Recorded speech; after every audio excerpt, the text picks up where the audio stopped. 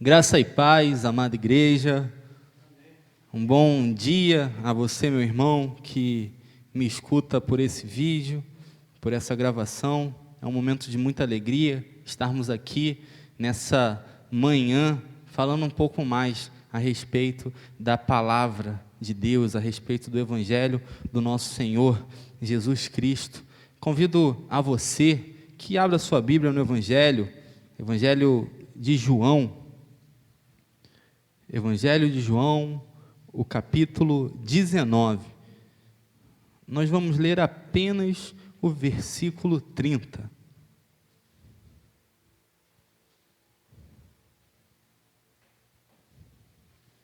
Evangelho segundo escreve João, capítulo 19, versículo 30. Convido você, meu irmão, conforme for abrindo a palavra de Deus, como tradição na nossa igreja, na leitura do Evangelho, que nos coloquemos em pé para poder assim lermos em uma só voz. Leiamos. Quando, pois, Jesus tomou o vinagre, disse: está consumado, e inclinando a cabeça, rendeu o Espírito. Amém. Palavra do Senhor, podeis assentar, meus irmãos. Meus irmãos, vocês sabem o que é isso? Não sei se pela filmagem os irmãos estão conseguindo ver o que é que tem na minha mão, mas isso aqui é uma aliança. A tradição diz que quando um casal, homem e mulher, estão apaixonados e querem elevar o seu relacionamento para algo a mais, algo maior, o homem se prepara, cria um cenário, digamos, romântico, e entrega esse anel à sua, então, amada, e a pede em casamento. O nome desse anel é aliança. É interessante porque esse anel, esse objeto, ele apenas é representativo, porque é muito mais valioso do que o objeto, ou aquilo que faz o objeto, é o compromisso que o homem tem com a mulher. E claro, o compromisso que a mulher tem para com o homem. E não apenas num casamento, mas em uma amizade, na família, na igreja, na sociedade de uma forma geral. Nós fazemos alianças com aqueles que estão próximos de nós. Quando olhamos para o texto que nós lemos, nós vamos perceber a aliança mais perfeita sendo consumada neste cenário. É interessante porque nós temos o personagem principal no cenário mais importante, falando a palavra, a frase mais importante da história: está consumado. Quando olhamos para o texto e vemos o contexto que todos nós conhecemos e conhecemos muito bem, nós vamos entender que o que está acontecendo aqui é a crucificação, é o sacrifício perfeito do nosso Senhor Jesus Cristo. Após ser humilhado, após ser torturado, Ele está ali naquela cruz, Ele tem sede, e ao invés de água, dão vinagre para que Ele beba. Depois de passadas todas essas coisas, Ele diz: está consumado. Ele inclina a sua cabeça, então Ele entrega o Espírito ao Pai. Meus irmãos, esse é um texto muito profundo. Essa frase, tetelestai, é uma frase muito profunda, porque ela nos mostra tudo aquilo que veio antes, todas as promessas, todas as alianças sendo a mesma aliança, a aliança do Senhor Jesus Cristo, mas colocadas de maneiras diferentes em Adão, na criação do mundo, em Noé, na preservação da criação, em Abraão, escolhendo um povo, em Moisés, com a aliança da lei, que apontava para Jesus, em Davi, na aliança do reino, e em Cristo, na consumação de todas essas alianças. E é interessante porque em Adão, nós vamos ler lá em Gênesis capítulo 3, verso 15, que mesmo em sua queda, na queda da humanidade, havia uma semente que apontava para o nosso Redentor, havia algo que apontava para o descendente da mulher que pisaria na cabeça da serpente. Em Noé, nessa esperança de preservação, aponta-se para Cristo, porque Ele é aquele que preserva todas as coisas e que renova, que faz da velha criatura uma nova criatura. Meus irmãos, quando olhamos para Moisés, quando vemos na lei a necessidade de um sacrifício, a necessidade de se termos alguém que seja reto, que não transgrida a lei, mais uma vez nós temos uma seta que aponta direto para Cristo, porque Ele é o único que cumpre a lei, Ele é o único que serve como sacrifício perfeito, a propiciação pelos nossos pecados. Quando olhamos para Abraão, aquele que foi escolhido para ser o pai de uma grande nação, a nação que hoje engloba nós, cada um de nós, nós vemos que essa nação aponta para Cristo, porque não é a nação de um povo que nasce em determinado lugar, mas é a nação daqueles que são filhos de Deus. Quando olhamos para Davi e a promessa, a aliança do reino, nós mais uma vez apontamos para Cristo, porque hoje, após a sua morte e a sua ressurreição, nós sabemos que Ele está à destra de Deus, Pai Todo-Poderoso, e governa todas as coisas. Meus irmãos, em cada uma das alianças presentes na Bíblia, em cada uma das promessas presentes na Bíblia, quando olhamos o Antigo Testamento, nós vamos ver que se aponta para Cristo, se aponta para este momento, se aponta para esta frase, e naquele momento Ele diz: está consumado, está consumado. Agora, a partir desse momento, a preservação, o povo, o reino, a lei, o sacrifício perfeito está consumado. Eu convido você, meu irmão, a, com base nessa frase, com base nesse cenário, com base nessa promessa, estudarmos um pouco a respeito do que essa palavra fala aos nossos corações. São muitos aspectos que essa palavra nos traz, mas escolhi hoje 3 aspectos que são aspectos presentes na Bíblia de forma muito clara. Por isso, fique com a sua Bíblia aberta e vamos falar, vamos estudar, vamos refletir a respeito dessa promessa, dessa aliança maravilhosa. Em primeiro lugar, meus irmãos, como nós vemos, segundo o apóstolo Paulo escreve aos Gálatas, no capítulo 5, versículo 1, é que Cristo, a sua obra, essa consumação se faz para que nós sejamos livres. Para que nós sejamos livres. É interessante porque quando estudamos um pouco a respeito dessa palavra, tetelestai, nós vamos ver que ela era usada quando um escravo, um servo, tinha todas as suas dívidas pagas, e no seu contrato de escravidão, quando aquele escravo então se via livre, era carimbado, tetelestai, está pago, você está livre. É exatamente isso que nós vemos na cruz, porque, meus irmãos, a partir de Adão, a partir do pecado de Adão, a partir da queda, todos nós somos corrompidos pelo pecado.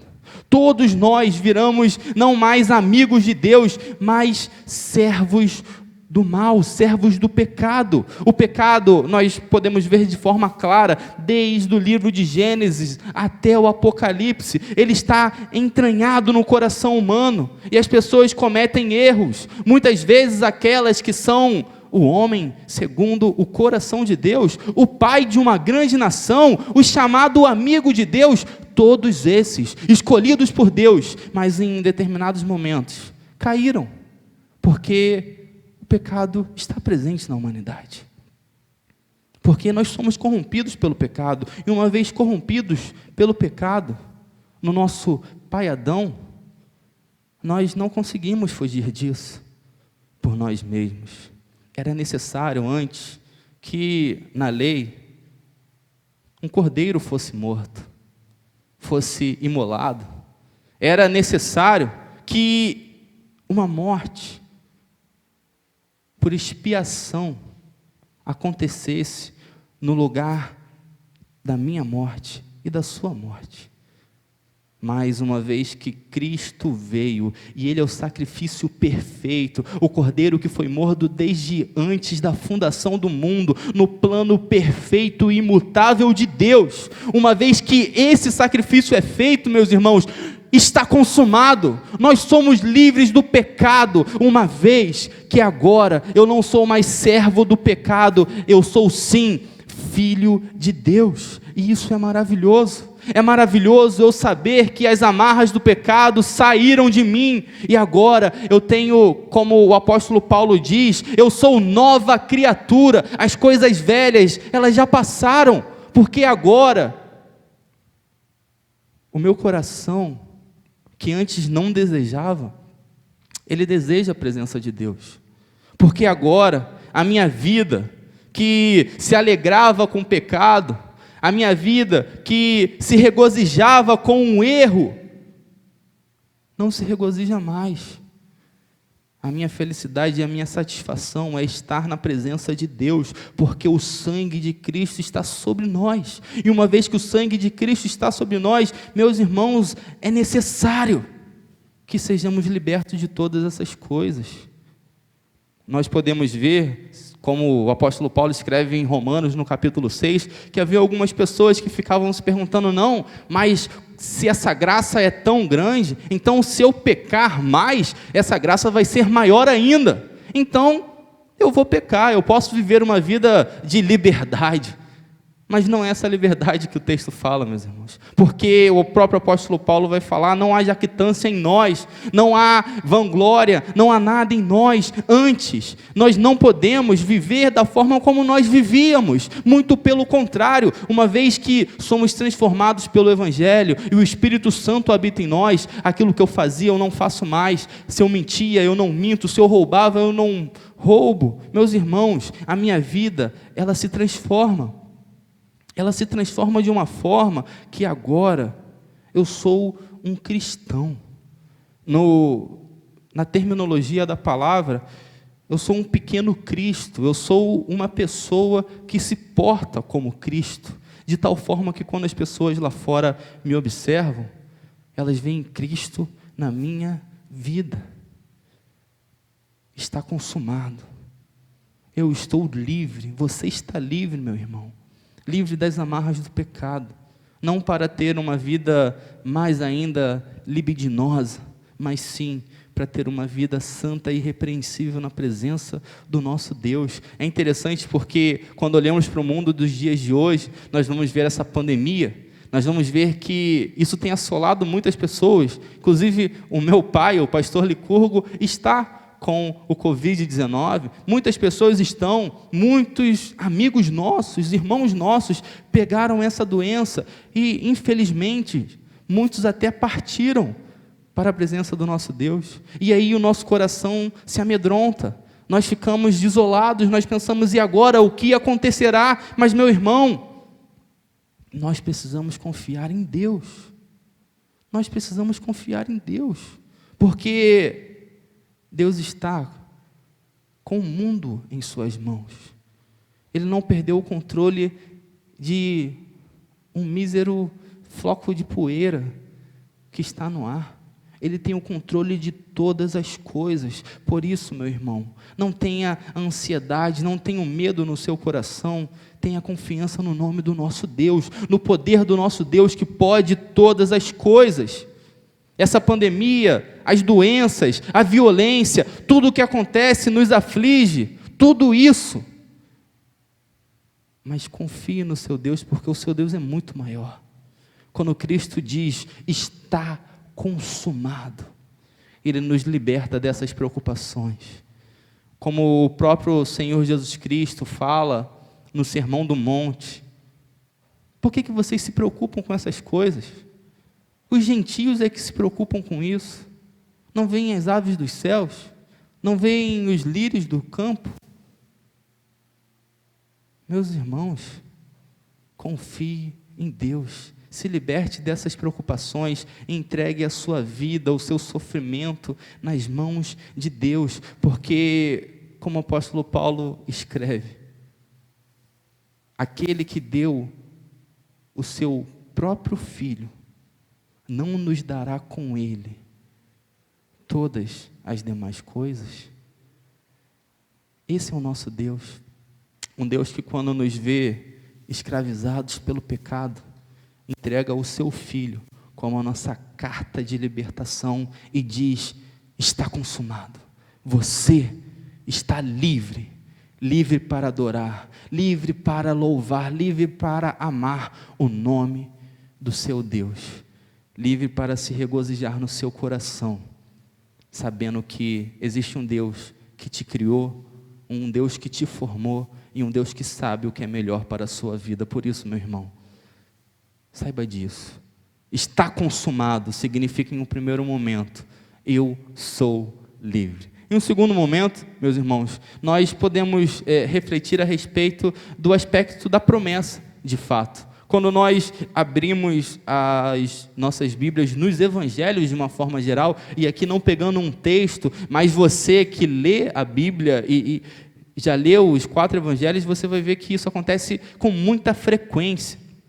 O evangelista, quando fala a respeito de uma ação de Cristo, quando o evangelista fala alguma coisa que aconteceu nesse cenário, ele fala para que se cumprisse a Escritura, para se cumprisse aquilo que foi dito por intermédio do profeta. A todo momento ele vai fazer links com a ação de Cristo, a ação de Jesus, aquilo que as pessoas à volta de Jesus fazem, o que acontece com uma promessa, com uma fala que foi dita. Inclusive, no texto que nós lemos,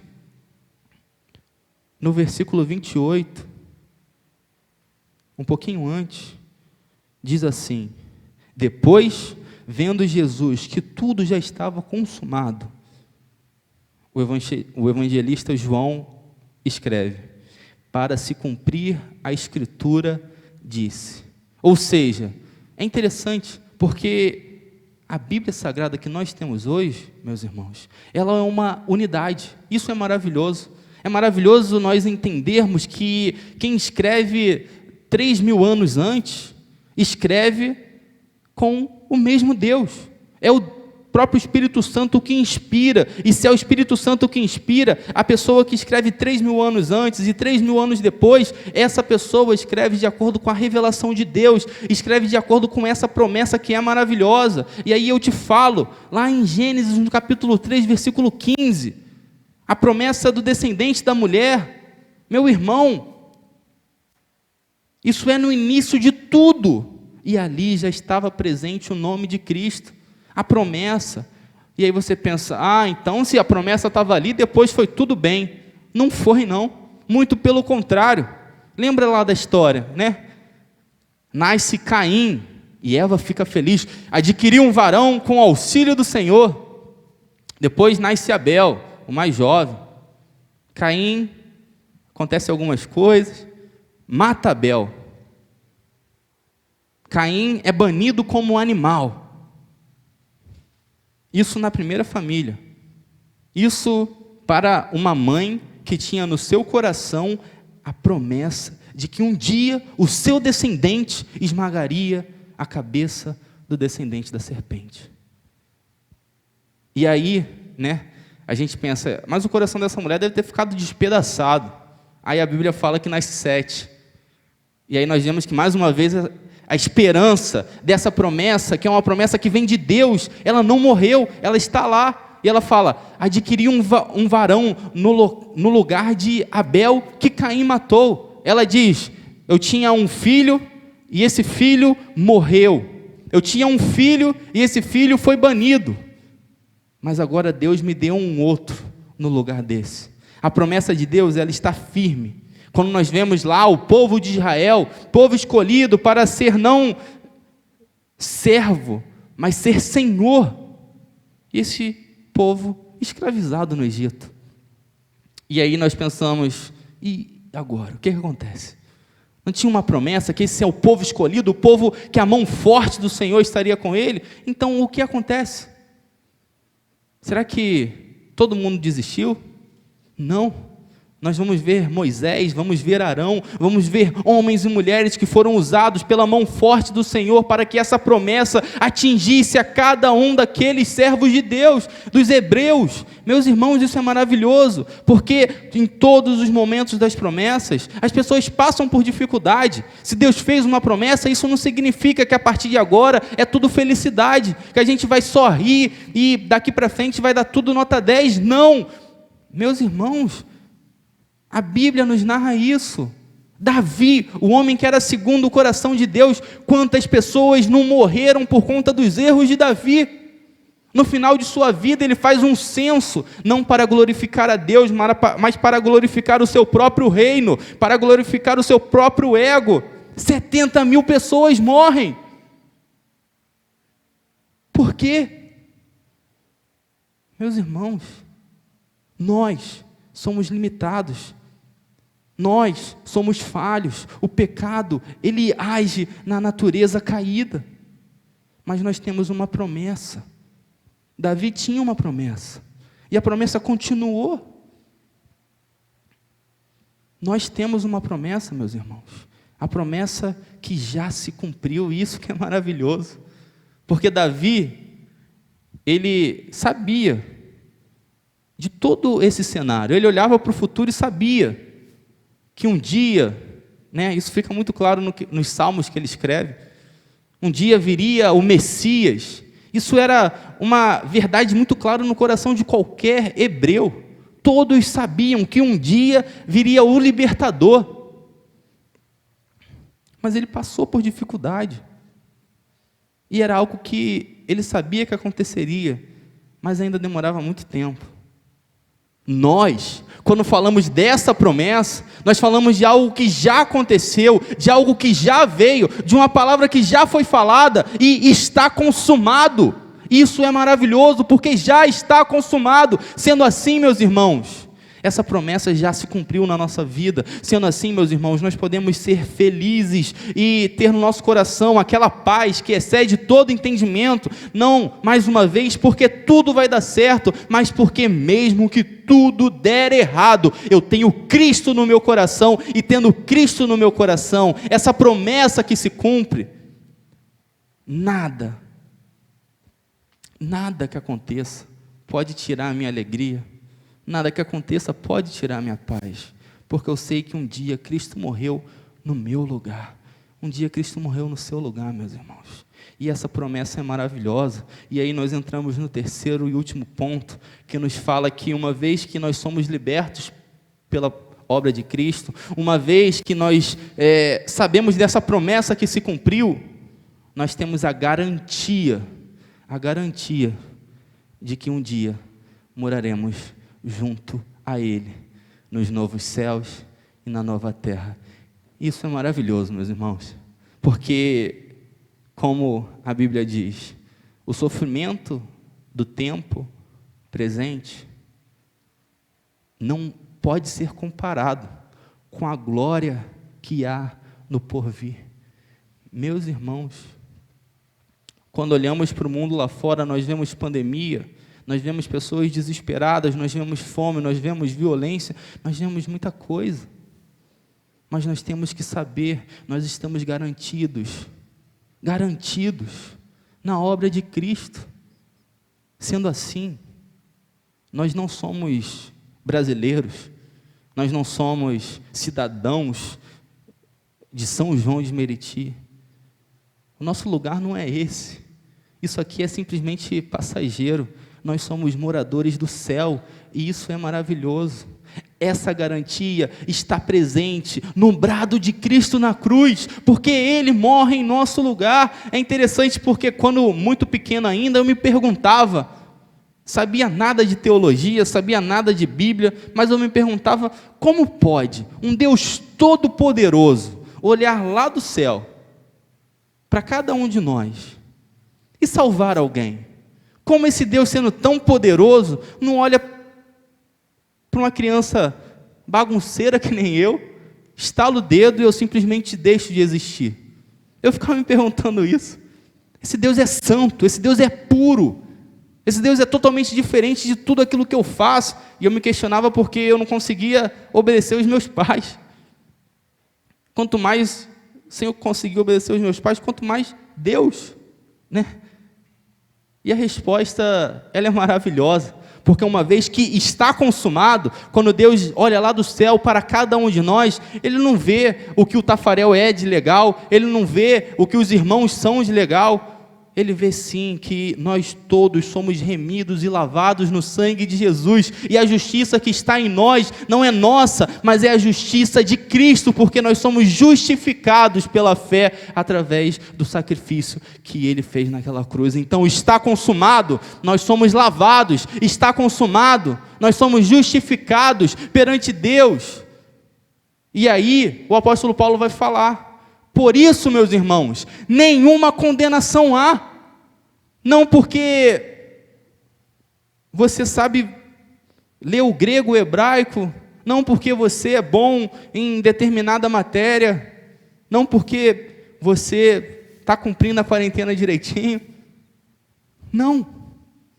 Está consumado. Porque Cristo, no momento em que Ele morre na cruz, Ele paga um preço que nós deveríamos pagar. E uma vez que nós deveríamos pagar e Ele pagou, toda aquela carga penal de condenação que era a nossa consequência, cai por terra. E aí, nós somos considerados inocentes. Isso que significa ser justificado. Eu sou considerado justo, mesmo sendo um pecador. Não porque eu sou quem eu sou, mas por ser Cristo, o autor e o consumador da aliança, da promessa que me traz salvação. Para finalizar, eu gostaria de pedir a você, meu irmão, que abra a sua Bíblia no livro de Romanos. Vamos ler apenas 2 versículos, o capítulo 8, que foi um capítulo muito utilizado, que eu falei alguns versículos soltos. Agora vamos ler apenas os 2 últimos versículos, versículo 38 e 39.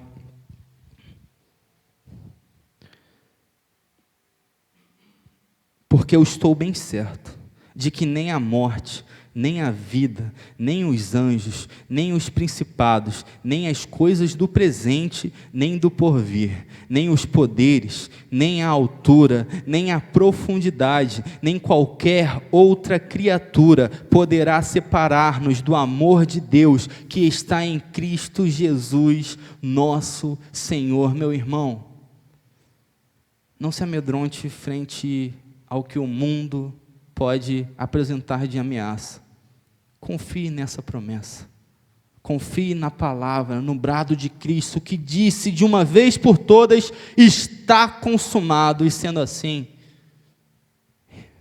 fique tranquilo, porque Ele nos garante que nada pode nos separar desse amor. Não vai ser pandemia, não vai ser violência, não vai ser crise econômica, porque esse amor é o amor do ser mais poderoso, é o maior sentimento que já existiu, e ele nos cerca por todos os lados. Por isso, confie, e que Deus te abençoe. Convido você a fechar os seus olhos. Vamos falar com o nosso Deus. Senhor Deus e Pai, graças te damos. Graças te damos porque já está consumado, Senhor.